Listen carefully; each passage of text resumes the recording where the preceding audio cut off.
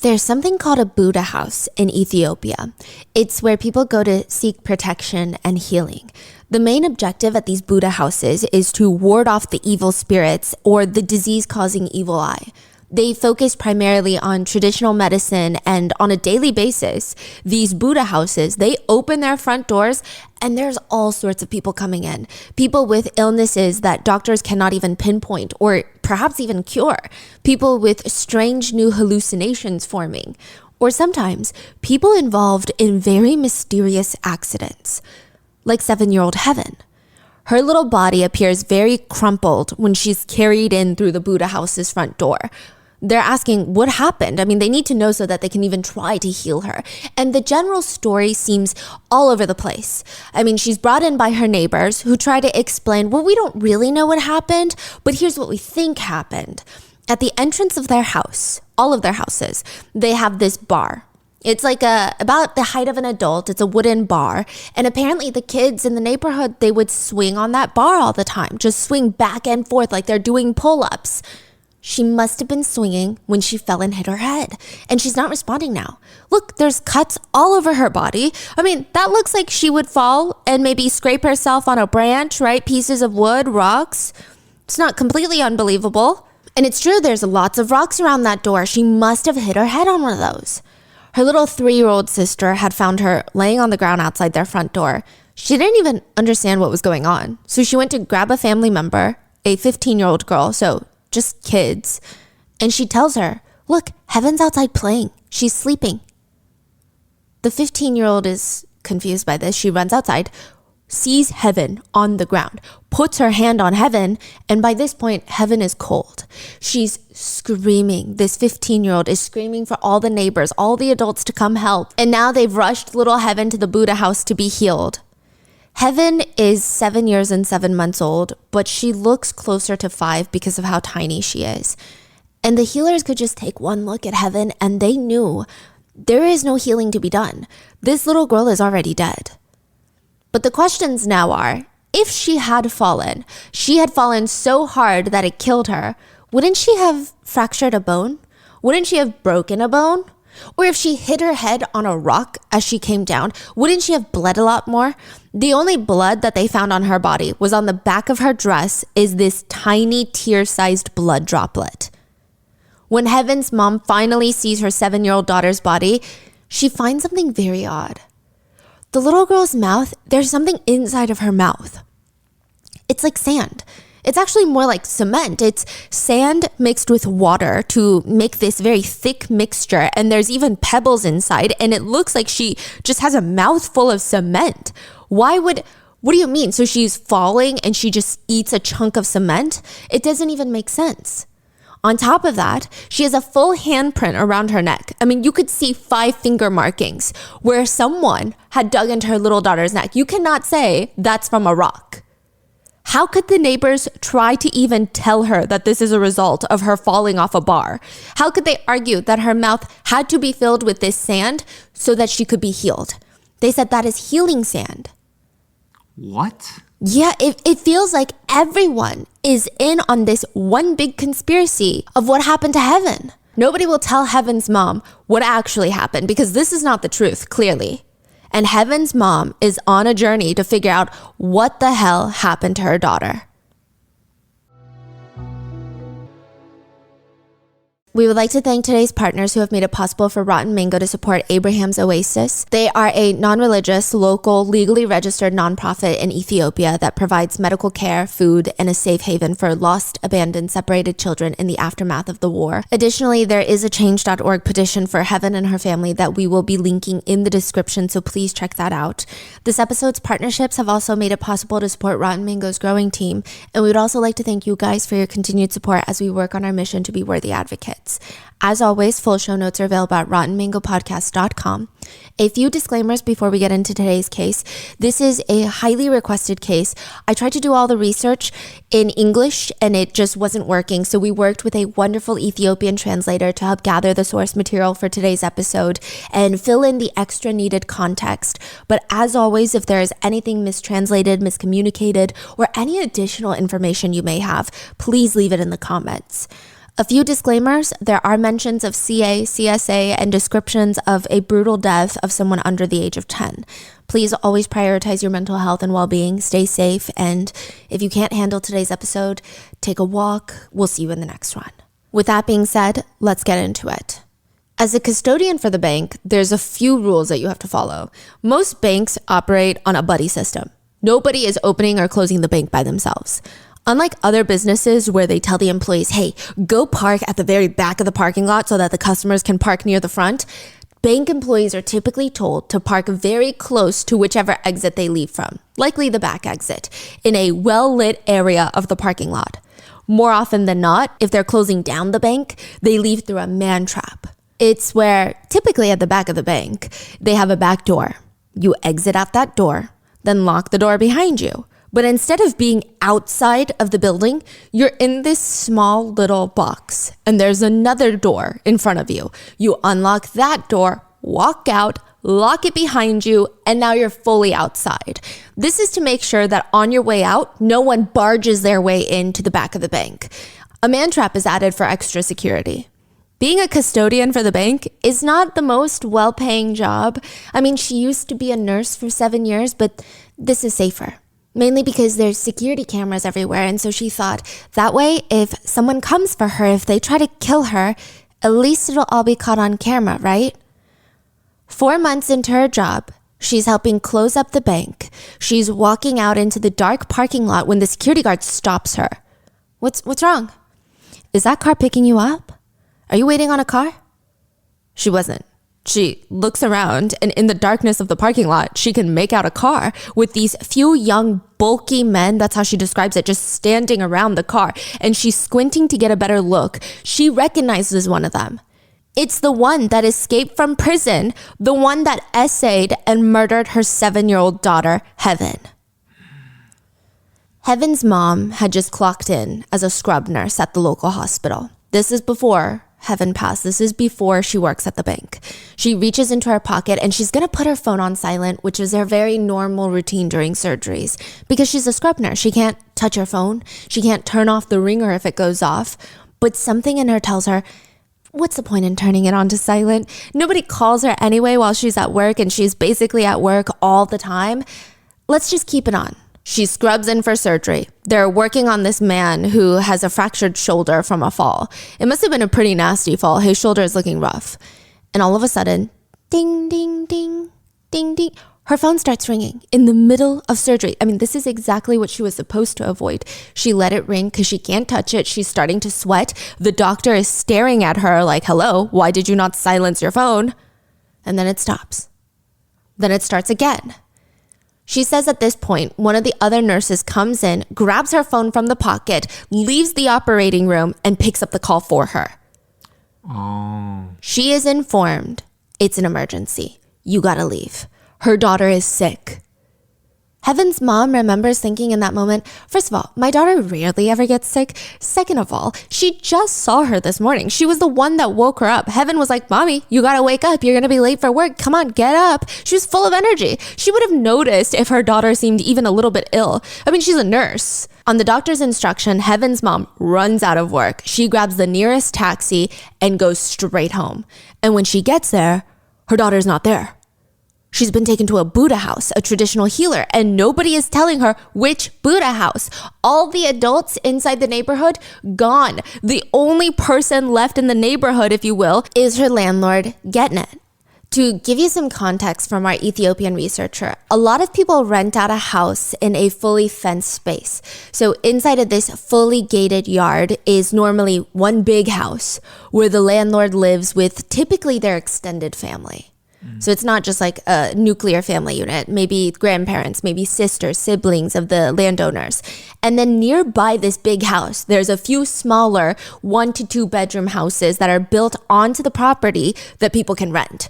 It's kind of like detached guest houses that you can rent out of. Oftentimes, there's one bathroom that's a separate building that all the residents of all the individual houses use. It's kind of like a small 3-4 family community behind each fence. That's what I'm referring to when I say the neighbors, the neighborhood. But they're all typically relatives of Getnek. They're all kind of connected. Yes. Now, she's trying to ask Getnet, because he's the only one left behind, the landlord, what the hell is going on? Where are your sisters? Where is your wife? Where is my daughter? Where is Heaven? Within a few hours, slowly, little bits and pieces start unraveling, and Heaven's mom will find herself in another hospital room witnessing her 7-year-old daughter's autopsy. Heaven's mom was told that her little girl had fallen from a wooden bar that she was swinging off of because kids like to do what kids do, things that could potentially hurt them. There was no adult around directly supervising. She got hurt and she passed away. It's a freak accident, if you will. But as Heaven's mom, a nurse, is sitting in through this autopsy, she knows that they're all lying to her. Every single one of them, every single one of her neighbors, every single one of the adults, every single one of the people she trusted with her kids, she doesn't believe a single word out of their mouths. If she fell from a wooden bar swing, would she have fractured bones? Yes. Would she have a broken bone? Probably. Would she have fractures to her skull if it killed her from the fall? But instead, she has these strange cuts that are all over her body that are almost too identical in depth and length, like someone had done it themselves. There's only one single droplet of blood on her. And just a brief content warning here, please be aware that Heaven's autopsy results are incredibly disturbing. It is very clear from the get-go that Heaven did not pass from a fall. She has extensive injuries. Her cause of death appears to be strangulation. There are finger markings around her neck, embedded in her neck. You can almost see someone's handprint. The muscles around her private areas were all torn. You cannot explain that from a fall. There is extensive physical trauma to her private parts. Had she not been strangled to death, she likely would have died from her injuries to her private parts.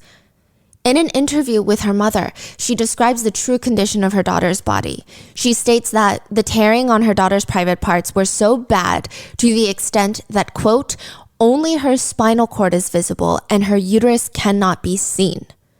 If you are someone like me without kids or you're not around children frequently, Heaven is described as being a very small 7-year-old, about the size of a kindergartner.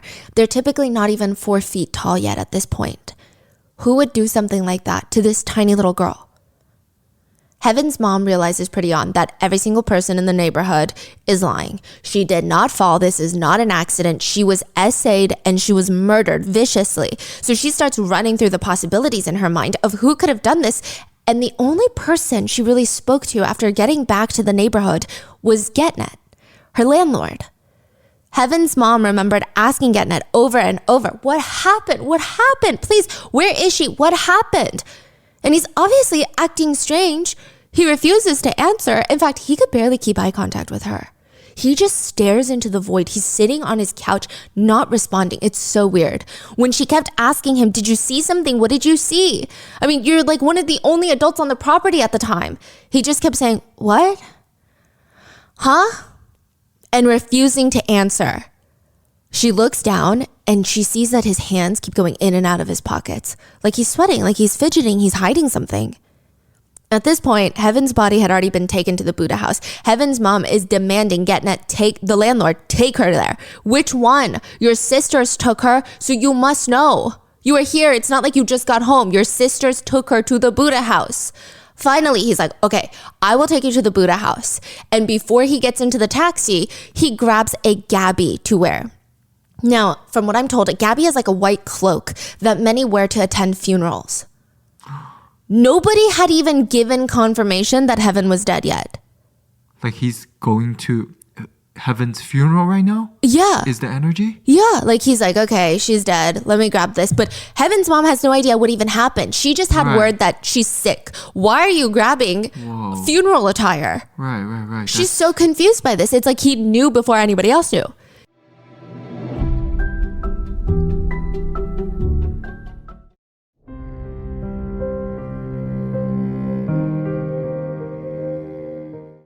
Even later, when they get to the Buddha house, they eventually rush Heaven to the hospital. Doctors reported that Getnet was acting very strangely. He wasn't crying at all, which that alone isn't the most alarming thing in the world. But at one point, he tries to sneak into the autopsy room. He gets caught trying to sneak in. He gets kicked out. Then he retreats into the bathroom. Now, at this point, the doctors are like, this guy is very strange. We need to figure out what's going on with this guy. They listen through the cracks of the bathroom wall. And for some reason, they're alarmed enough to even call the police. They push their ear up to the hole and they hear him, Getnet, the landlord, the only adult present during the time, on the phone saying, I'm at the hospital right now. Yeah, my neighbor's kid was R-worded and murdered. They haven't performed the autopsy yet. So at this point... So when they brought the kid into the hospital, the doctor obviously knows what's going on. The only thing the doctors are told is that she fell. She fell. So the doctors are like, okay, well, we got to perform an autopsy. It's a little bit strange, but they haven't performed an autopsy. They're not coming to a conclusion, but they catch him sneaking into the autopsy room. Very strange. They listen to him, and then he's like, she's been R-worded. But they don't know that information yet. How does he know that information? Right. Mm-hmm. So at this point, all everyone had said about Heaven was she had fallen and she had passed. How would he know that she had been R-worded? Once they search his place, they go and they search his house, they find Heaven's other shoe inside his house. There would be no reason for her shoe, the one shoe that's missing, the ones that she was wearing that day. She only had one shoe on her foot. The other was in his house. There would be no reason for that. Heaven's mom had lived next door to him for 2 years. She had known the entire family for 2 years. The man in the bathroom, Getnet, is Heaven's mom's landlord. And not even that, the man's wife is someone that Heaven's mom had known since she was in school, like primary school. She's known this woman for most of her life. She's one of the main reasons that Heaven's mom was like, you know what? I'm going to rent this house specifically. So it's well known in Ethiopia that a lot of parents will rent these guest houses, if you will, on this bigger property. The bigger property is completely fenced in. And as long as one adult is home on the entire property, the other adults will go to work. Right. So it's kind of like a safe space environment, a gated neighborhood for the kids to play with each other. And it's not like each house needs to have an adult present. Yeah. Typically, it's one adult for maybe 3-4 families. Mm-hmm. So she rented this place because she wanted to make sure the environment was safe for her daughters.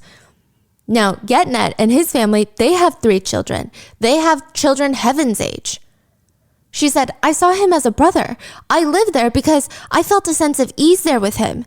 He and his family are the only ones I trusted enough to move into their property. Not that it really matters if this was premeditated or not, because he deserves the harshest punishment regardless, but it's pretty evident that he went out of his way to plot out this crime. Heaven's mom said in an interview, he was waiting. We just didn't know he was waiting. When his wife left, because his wife is a stay-at-home wife, but his wife left because I think one of her siblings was getting a checkup at the hospital for a pregnancy. He was the only one left with the kids. He's in the house most of the time because he doesn't have a job either. So after his wife and I left, our children start playing outside together. And that's what my sister told me. So Heaven's mom's sister is home, but she's 15. So she's a child, right? Heaven's mom's sister is 15. So this is Heaven's aunt. This is the 15-year-old that her little sister comes. So Heaven has a little sister that's 3 years old. Heaven is 7. And then she has an aunt that's 15 that is staying with them. So the aunt's technically a child as well. Yes. I see. So Getnet is the only adult that's there, really. Mm-hmm. Now, she says, that's what my sister told me. Then Heaven came into the house because she said Getnet told all the kids to go home. So all the kids are playing in the yard and Getnet is like, everybody just go into your homes, which is weird. Heaven goes into the house, according to Heaven's aunt, the 15-year-old. And at that point, she starts doing her homework and she realizes, oh, I need to go use the restroom. Now, remember how I said a lot of the houses are built? They share a common restroom in an outside building. It's like a separate little outhouse. Well, Heaven was taught to bring water to clean herself down there after she uses the restroom. So she has to get water from the 15-year-old. She tells her 15-year-old aunt, can I get some water for the restroom? She gives her the water. Heaven leaves and never comes back. Getnet has been presumably waiting for her, saying things like, hey, Heaven, come here. Can you help me with something? Now, this is not a strange man. This is their landlord, the man that she's seen for the past 2 years. I mean, the father of her friends. Heaven likely walks over to not be rude, and because nothing is alarming about this, but he snatches her, and he already had prepared this mixture in a water bottle. Sand, pebbles, and water. If you mix sand and water, it's basically cement. Even sand alone is difficult to get out of your mouth, but if you were to put sand, water, and pebbles, he forces her to drink this concoction. He forces it down her throat and stuffs her mouth full of it so that even if she screams, nobody can hear her. He brutally assaults her in what her mom describes as, quote, the front and back, to the point where he tears all of the muscles and there are extensive internal injuries. And the reason that I wasn't trying to be as specific is the internal injuries seem to be so bad that her mom states when you were to just peer inside from the autopsy, you cannot see her uterus, which is very odd. Like, you can only see her spinal cord. Like, that's how extensive the internal injuries were. Afterwards, he takes her body, contorts her, shoves her into a bucket to wash away the evidence. There are reports that he likely mixed bleach into the bucket to clean up after his crime, to get rid of any forensic evidence on Heaven's body. In the process of trying to get rid of evidence, he goes and grabs a washcloth. So a lot of people, especially even in Korea, they will wash washcloths and then hang them outside to dry. Mm-hmm. He grabs a washcloth that Heaven's mom had left outside to dry. And he wipes down Heaven's body with it. He puts her clothes back on, takes a razor blade and starts making cuts all over her body as if to make it appear that she was scratched by branches after falling. He even sets up a scarf around that wooden bar to make it seem like she was swinging on the wooden bar and fell, and she scraped herself as she fell. And what is the scarf for? So they said that the kids would hang the scarf and then take the loose ends of the scarf and swing back and forth. The final sick touch is this is almost directly in front of her mom's doorstep, just waiting to be found.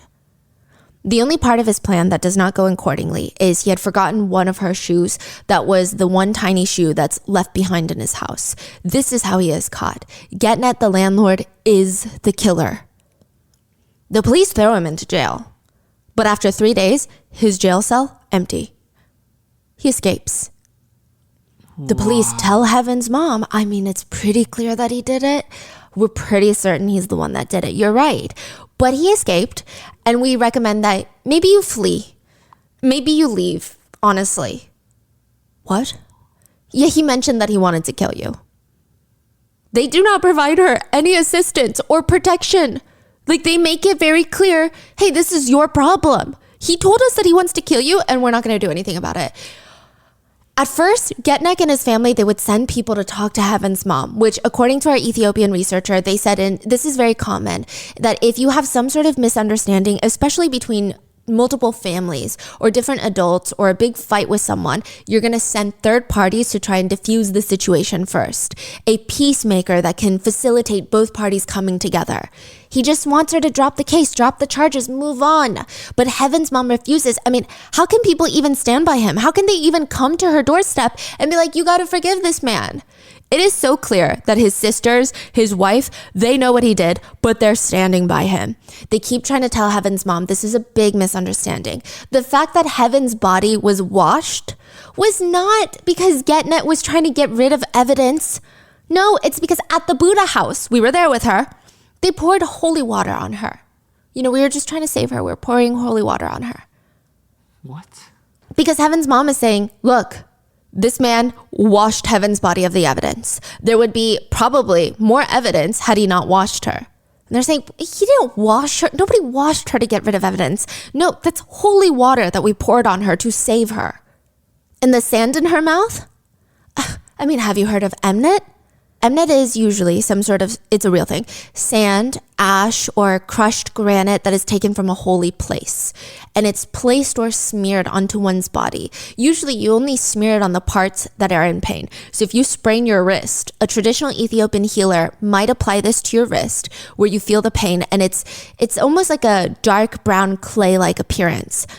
Then you pray, and then you will typically feel healed. They start arguing that the sand or the cement found inside of Heaven's mouth is just that, healing clay. But nobody ever consumes healing clay. If someone were to fall off a wooden bar or a tree, the last place you would imagine all their pain is in their mouth.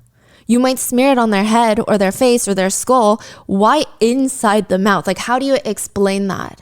So these are the killer's family members. Yes. And they're arguing for the killer. Yes. They're arguing all sorts of crazy things for him. I mean, it's like the most ridiculous stuff. Getnick's relative explained that she's like, I'm the one that did that. His sister is like, I did that. I put it inside Heaven's mouth because, quote, I know it's sand, but every morning I mix it with water for my children to drink.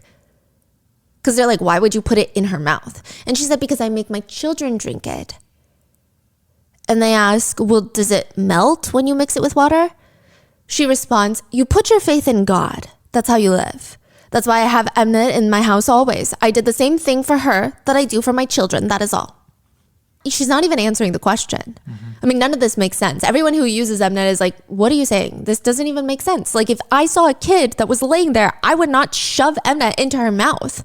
The twisted part of all of this is that Heaven's mom believes that they took Heaven to the Buddha house for the purpose of getting rid of more evidence and trying to come up with explanations for the evidence that they couldn't get rid of. So I'm sure that they scooped out as much of the sand and cement in her mouth as possible, but there's remaining. You can't get it all out. And of course they're going to find it in the autopsy. So they're taking her to this traditional Buddha house to be like, of course we did these traditional actions to try and save her. Anytime Getnet's wife or his family are questioned about Heaven and what happened to her, his wife has this bizarre smile on her face. It's like a smirk. Anytime the interviewer is talking about, well, Heaven's mom said this, she's like sitting there and you can see her. That's the sound I want to make when I see her face.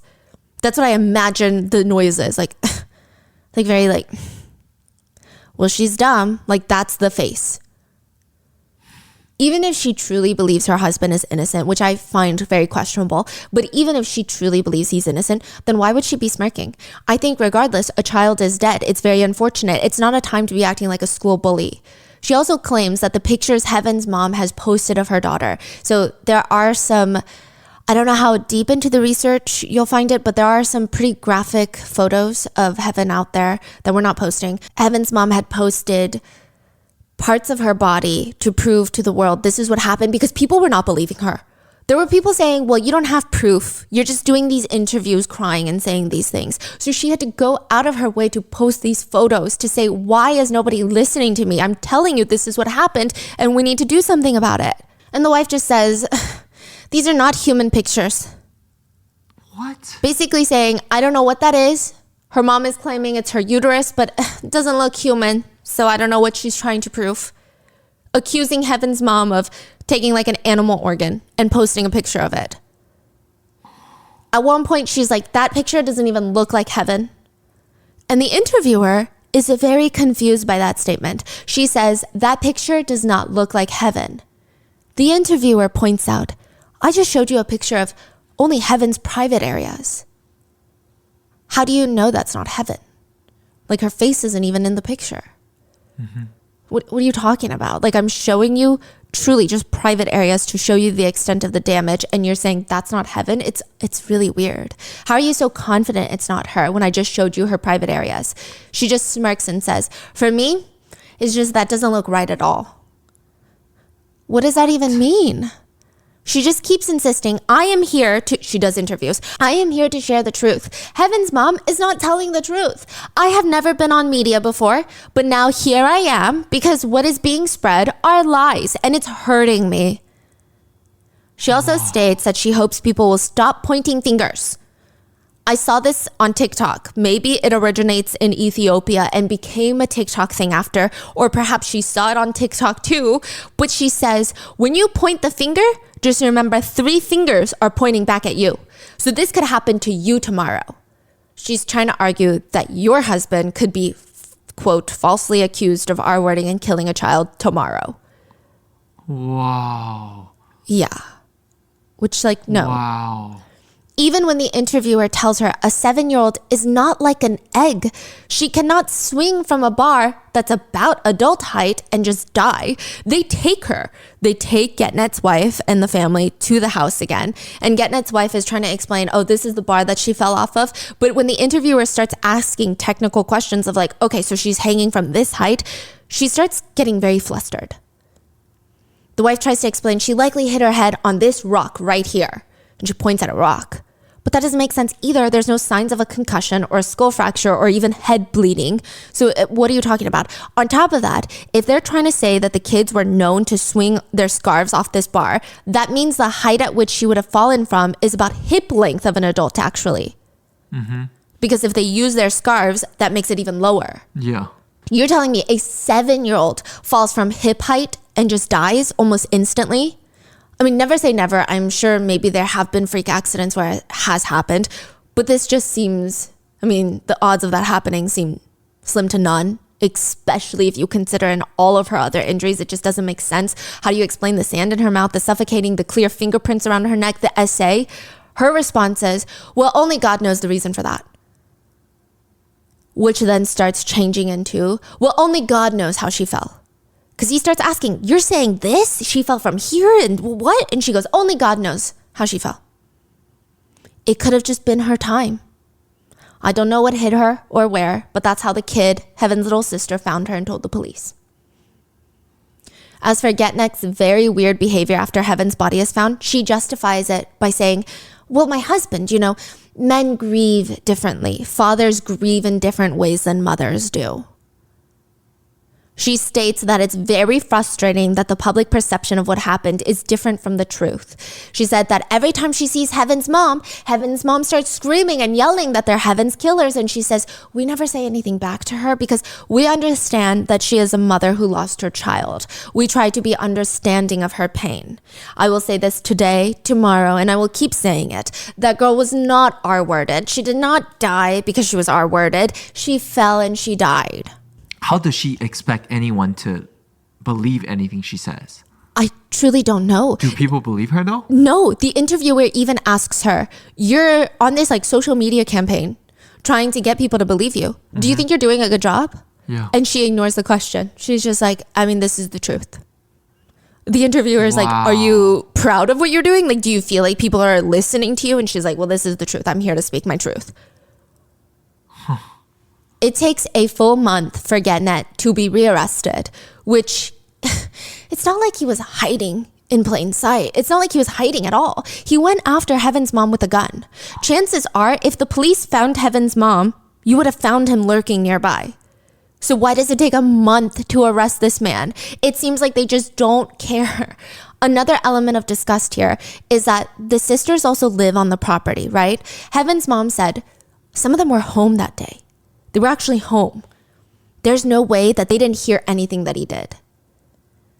She said the walls are so thin that oftentimes you can hear people making coffee and having coffee time in the mornings.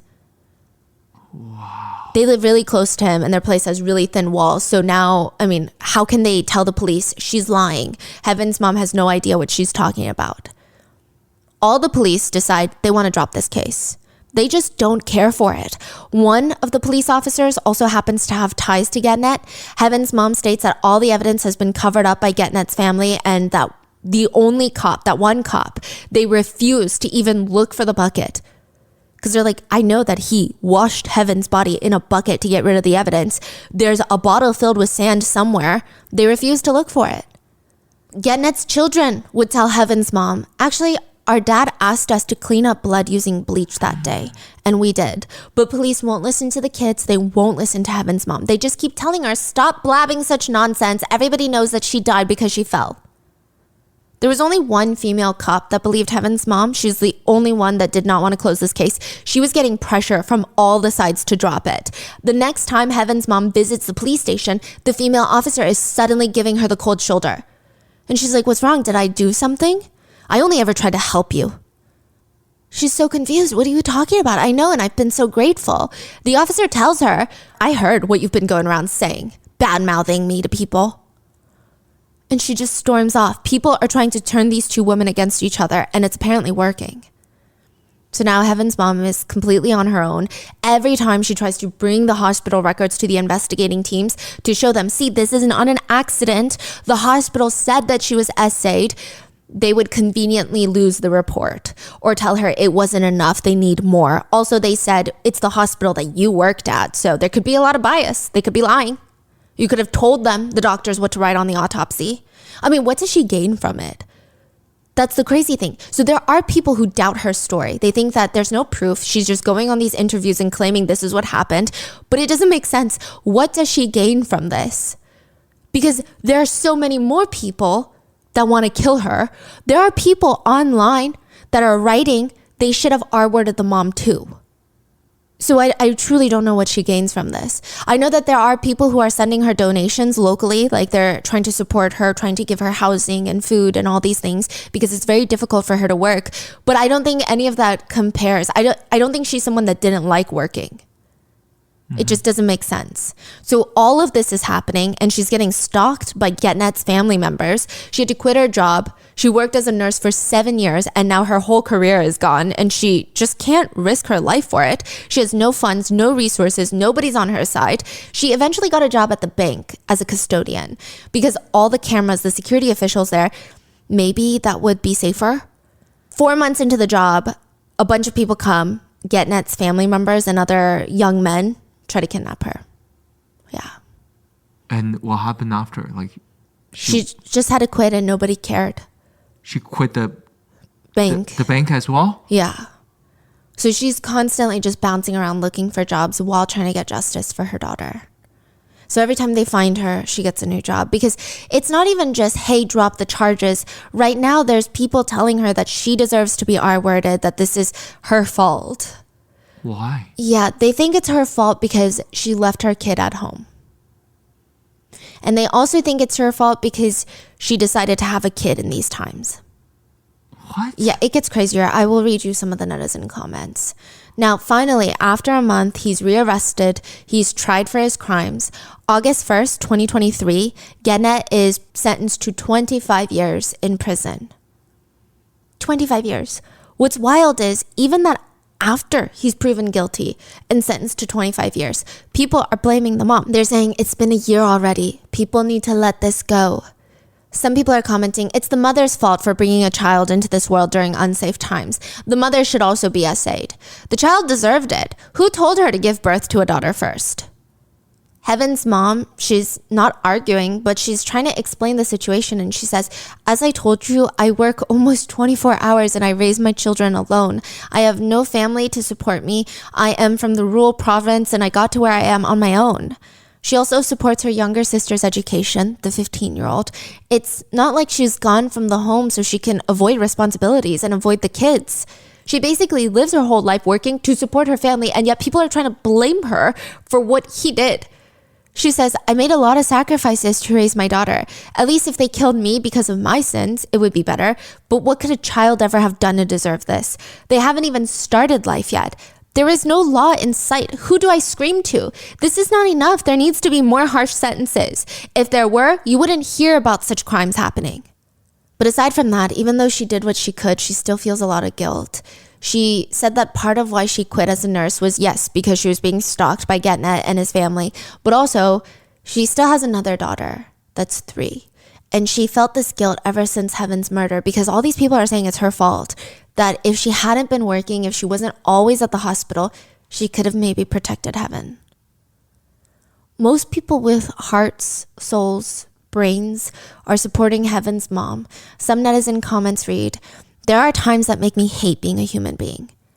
Instead of asking us to hide our daughters, keep your sons in check. I am a mother too. I have a daughter. Now I have to live in fear. This monster needs to be castrated.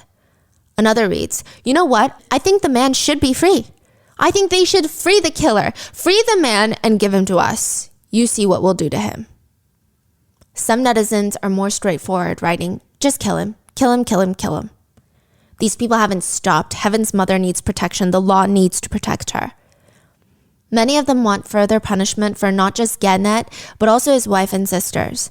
Arrest his wife too. She's an accomplice. I don't think that she realizes what's coming out of her own mouth. What kind of person is his wife? Doesn't she have children of her own? Another reads, it's very obvious she rehearsed everything she needs to say. You ask one question and she doesn't know how to respond. What surprises me is that she also has children. She doesn't even show remorse for Heaven. She, the wife, needs to be sentenced to 25 years and her husband needs to be sentenced to death.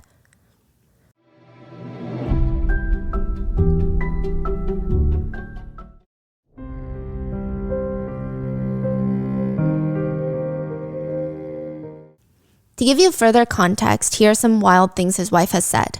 Why are people accusing my husband? It's not like he was caught in the act. They have no proof. My husband is not the type to R-word or do that sort of thing. If he were an R-worder, he would have raped the 15-year-old nanny that we have living in the house. To that, someone writes, may God judge the barbaric people who are accomplices of this beast. Be brave, Heaven's mother. God bless you. This is news in 2024 because Gennett and his attorneys are now appealing his sentence, stating that it was too harsh. Heaven's mom said, we should be the ones to appeal because 25 years is not enough. She was just a little girl. He only killed her. He not only killed her, he tortured her. He R-worded her. The act is horrific. 25 years is not too harsh. 25 years is not enough. Look at how he's doing in prison. He's sentenced to 25 years, but he is fine. He's laying in prison, being fed. Men who are essaying and killing children are just happily eating food provided by the government and living happily. She said she has very low hopes for justice. During this appeal, she said, from what I've observed, they might be successful in getting him out of prison. We don't know yet, and it's not looking good.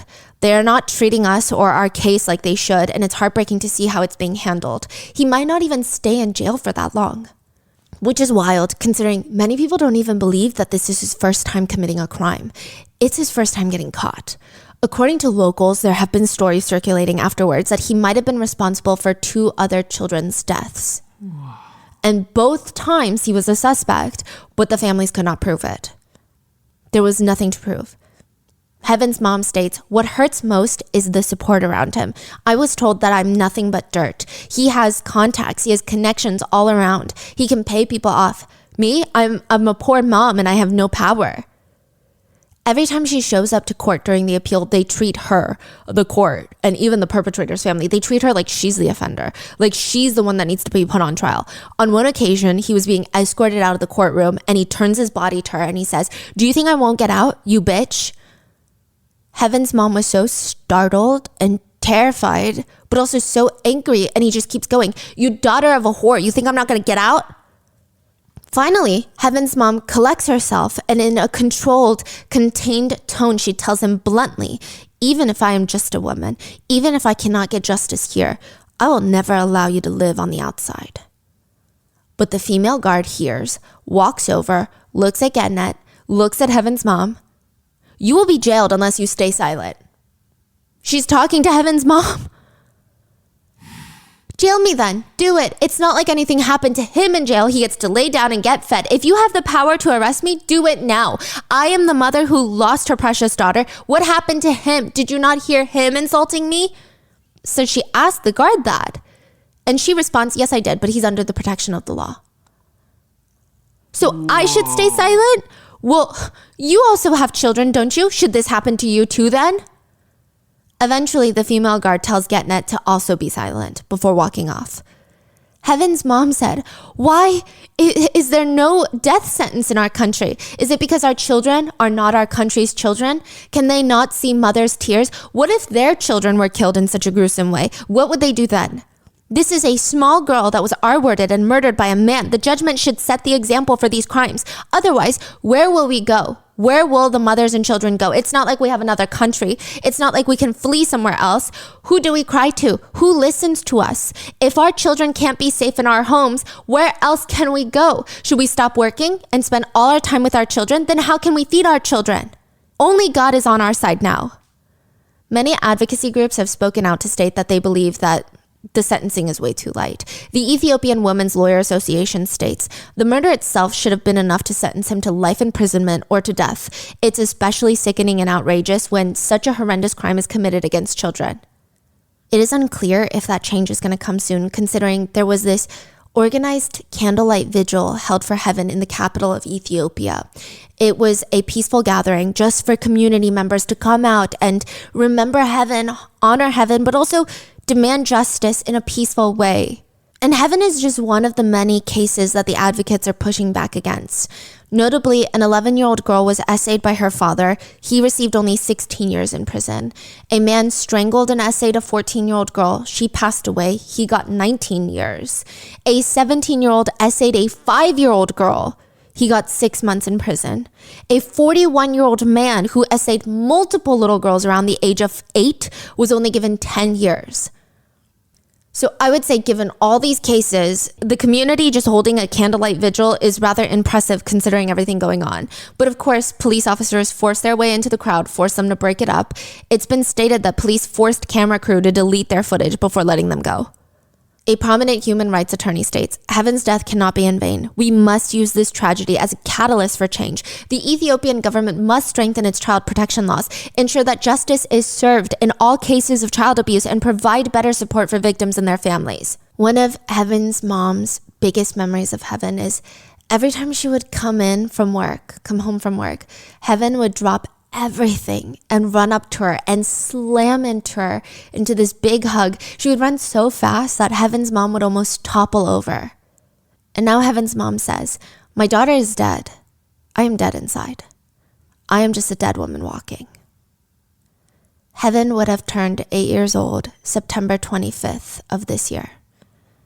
Heaven's mom said the worst part of all of this is, as a previous nurse, she knows that heaven is not the only one. There are so many heavens. So please check out the change.org petition linked in the description and stay safe. Let me know your thoughts, and I will see you in the next one.